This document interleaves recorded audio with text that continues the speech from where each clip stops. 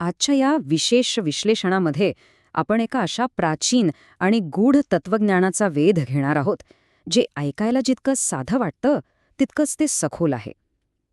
मानवी जीवनाचा खरा अर्थ नक्की कशात दडलेला आहे? आपण सगळेच यशाच्या मागे धावत असतो, पण खऱ्या अर्थानं आपल्या या जगण्याला अर्थ कशामुळे प्राप्त होतो? याच प्रश्नाचं उत्तर आपण आज आचार्य चाणक्य यांच्या एका अतिशय प्रगल्भ अशा शाश्वत विचारातून उलगडणार आहोत. आता विचार करा, मानवी जीवनाला खऱ्या अर्थाने मूल्यवान आणि उद्देशपूर्ण बनवणारा तो एक अत्यंत आवश्यक घटक कोणता असेल? जीवनाचं मीठ म्हणजे नक्की काय? हाच तो मुख्य प्रश्न आहे जो आपल्याला आजच्या या चर्चेच्या केंद्रस्थानी ठेवायचा आहे. वरवर पाहता हा प्रश्न खूप साधा वाटेल, पण याचं उत्तर आपल्याला स्वतःच्याच अस्तित्वाकडे बघण्याचा एक पूर्णपणे नवीन आणि भन्नाट दृष्टिकोन देणार आहे. भाग 1. प्राचीन श्लोकाचा उलगडा. चला तर मग चाणक्यांचा या अथांग शहाणपणाची ओळख करून घेऊया.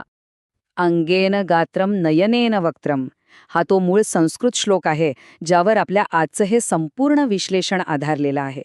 प्राचीन भारताचा राजकीय आणि नैतिक विचारांचा भक्कम पाया रचणारे महान विचारवंत आचार्य चाणक्य, ज्यांना आपण कौटिल्य म्हणूनही ओळखतो, त्यांनी या मोजक्याच शब्दांमध्ये मानवी आयुष्यातील मूल्यांचं अत्यंत सखोल असं ज्ञान मांडून ठेवलंय.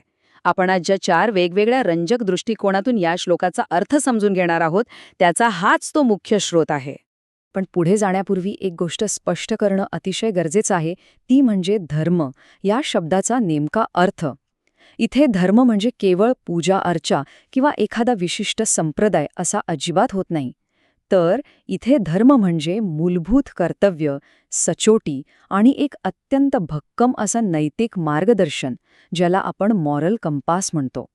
थोडक्यात सांगायचं तर हा तोच पाया आहे जो माणसाच्या प्रत्येक लहान मोठ्या कृतीला योग्य दिशा दाखवण्याचं काम करतो. भाग 2. उदाहरणांचे विश्लेषण.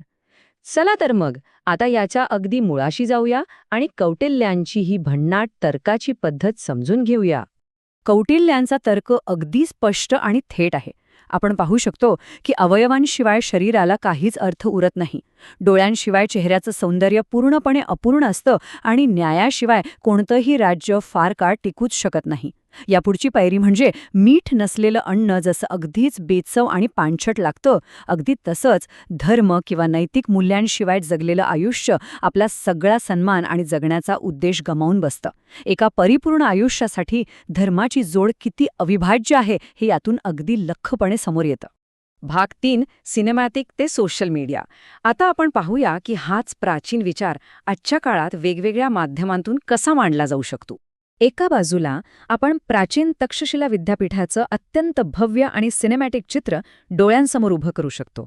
वडाच्या झाडाखाली बसलेले आचार्य चाणक्य अत्यंत अधिकारवाणीने आणि शहाणपणाने आपल्या शिष्यांना मार्गदर्शन करत आहेत. आणि दुसऱ्या बाजूला याच सखोल विचाराचं अत्यंत वेगवान सोशल मीडिया आणि रील्सच्या स्वरूपातील आधुनिक सादरीकरण आहे. जलद आणि प्रभावी परिणामासाठी यामध्ये साध्या पण एकदम थेट भाषेचा वापर केलेला दिसतो. हजारो वर्षांपूर्वीचे विचार आजच्या या इन्स्टंट आधुनिक माध्यमांमध्ये कसे अचूक बसवले जाऊ शकतात हे पाहणं खरोखरच थक्क करणार आहे. आता या सादरीकरणाची सर्वात रंजक गोष्ट म्हणजे आधुनिक आणि वेगवान पद्धतीचा वापर केल्यामुळे हे एवढं गुंतागुंतीचं तत्वज्ञान एका सोप्या आणि थेट संदेशात कसं रूपांतरित होतं ते पहा. नैतिक मूल्यांशिवाय किंवा धर्माशिवाय मिळवलेलं यश हे कायम अपूर्णच असतं, हे जाणीव अगदी काही सेकंदात मनावर ठसवली जाते. म्हणजे एकदम पॉवरफुल इम्पॅक्ट. भाग 4. आधुनिक नीतिमत्ता आणि मार्गदर्शन. आता आपण या विचाराचा आणखी एक रंजक पैलू उलगडून पाहूया. हा प्राचीन श्लोक आजच्या व्यावसायिक नीतिमत्तेसाठी आणि सचोटीसाठी एक भक्कम आराखडा कसा तयार करतो हे इथे ठळकपणे अधोरेखित होतं. आजच्या जगात कॉर्पोरेट क्षेत्र असो वा इतर कोणतंही, तिथे केवळ बुद्धिमत्ता आणि तांत्रिक कौशल्य असून पुरेशी नसतात. धर्माला म्हणजेच आपलं कर्तव्य आणि नीतिमत्तेला आधुनिक व्यावसायिक जीवनाचं मीठ मानलं गेलं आहे. आणि हे आजच्या करिअरच्या संकल्पनांशी अगदी सहजपणे काहीही प्रयत्न न करता जोडलं जातं. मूळ माहितीतून घेतलेलं हे विशिष्ट वाक्य खरोखरच लक्षवेधी आहे. धर्म हे ते मीठ आहे जे व्यावसायिक आणि वैयक्तिक जीवन जगण्यायोग्य बनवते. याचा सरळ अर्थ असा की फक्त भरपूर पैसे कमवून किंवा व्यावसायिक यश मिळवून काहीही उपयोग नाही. ते यश जर सन्मानाने आणि नैतिकतेच्या मार्गाने मिळवलं असेल तर आणि तरच त्या जगण्याला खरा अर्थ प्राप्त होतो, नाहीतर ते सगळं अळणीच. भाग 5. सखोल तत्वज्ञान आणि एक अंतर्मुख करणारा विचार. आता आपण थोडा पॉज घेऊया आणि या विचाराच्या अतिशय शांत बाजूकडे वळूया. ह्या टप्प्यावर आपण थोडा वेळ थांबूया आणि ह्या विचाराच्या अत्यंत तत्वज्ञानात्मक बाजूचा विचार करूया. डोळ्यांसमोर एक चित्र आणा. ताडपत्रावर अत्यंत शांतपणे आपले विचार लिहून काढणारे आचार्य चाणक्य. जे चाणक्य त्यांच्या कठोर राजकीय धोरणांसाठी आणि रणनीतीसाठी जगभर ओळखले जातात, तेच येथे आयुष्यातील एका अत्यंत शांत आणि मनन करण्याजोग्या अवस्थेवर भर देत आहेत. मूलभूत कर्तव्य आणि माणसाचा आतला तो नैतिक आवाज, हाच त्याला खऱ्या अर्थाने समाजात उजळून निघण्यास किंवा ताठ मानेने उभे राहण्यास मदत करतो. ही अवस्था माणसाला त्याच्या अस्तित्वाच्या खऱ्या अर्थाने सर्वोच्च पातळीवर घेऊन जाते.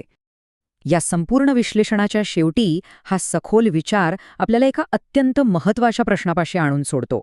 प्रचंड तांत्रिक प्रगती आणि अमर्याद यश असलेल्या आजच्या या आधुनिक जगात त्या यशाला नैतिक मीठ किंवा मूल्यांची जोड नसेल तर त्याला खरोखरचा सन्मान मिळू शकतो का?